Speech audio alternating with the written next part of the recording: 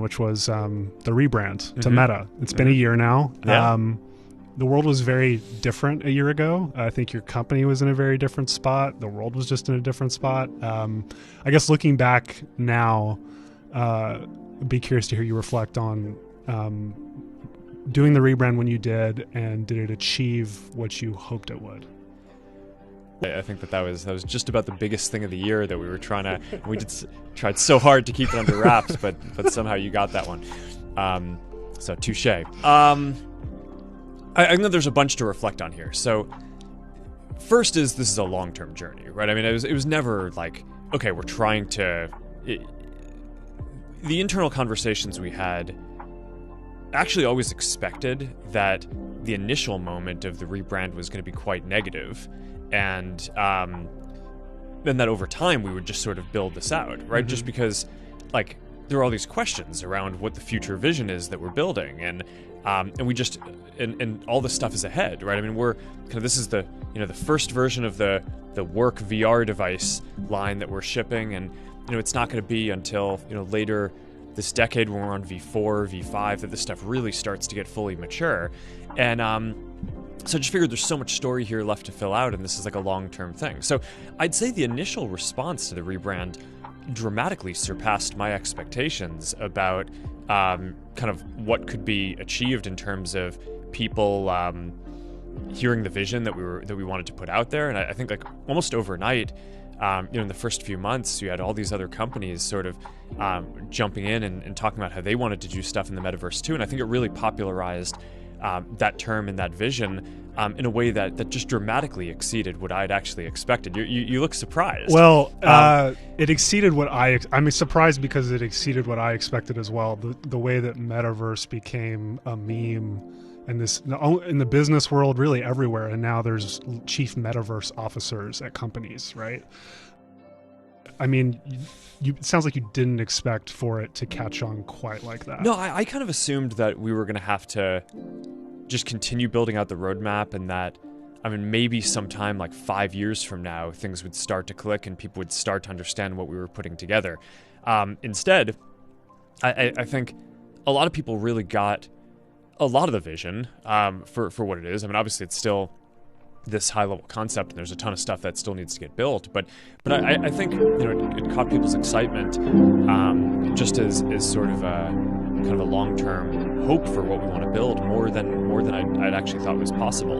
And that I think actually poses different opportunities and challenges. On the one hand, a lot of folks are really excited about working on it. On the other hand, I do think it just sets up for a trough of disillusionment at some point, because it is a vision that's far out, and we're obviously investing a lot, and the products are working really well. And Quest 2 is working really well. And I think a lot of the research that we have in mixed reality, augmented reality, neural interfaces, like all these, I think these are leading in across the industry. So I'm really excited about what we're doing, but it's not like the stuff is going to be fully mature in a year or even 2 or 3 years. It's going to take a long time to build out the next computing platform. So we'll see. I think that's been generally good. But then the other piece that I've reflected on a lot is, as you've said, I think the world is in a pretty different place now.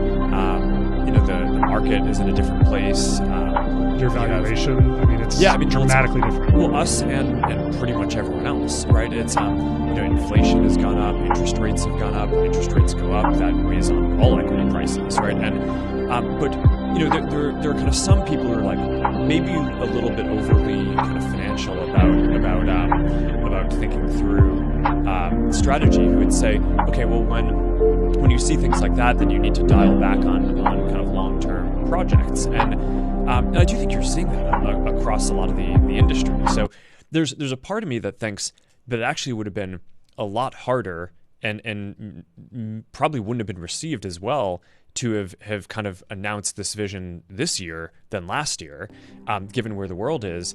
So then the question is, well, how do you feel about that?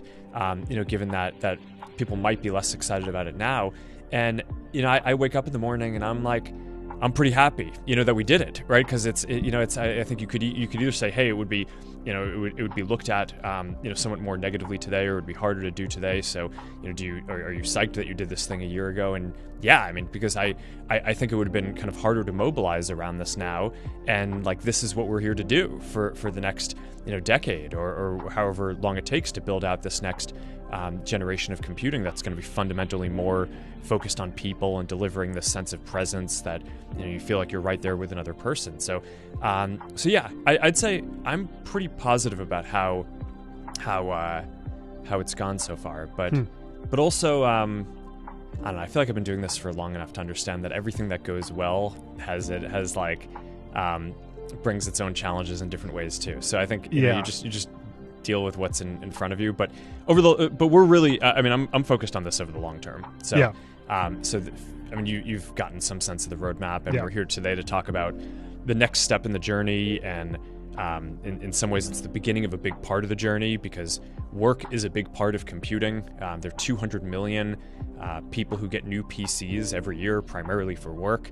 I do think that by as we develop the Quest Pro line and continue building it out, you're going to be able to do pretty much everything you can do on PCs on VR and more.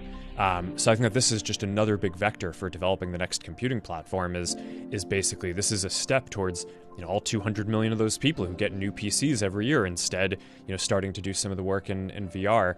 In addition to all the folks who are gaming, doing hanging out socially, etc. Well, let's talk about the Quest Pro, because I got to try it at your research center in Redmond recently, and it's very different from the existing Quest line. And I think there's two big things that people will have probably not experienced until they try it. It'll be the first time they try it and see this, is the face tracking and mixed reality.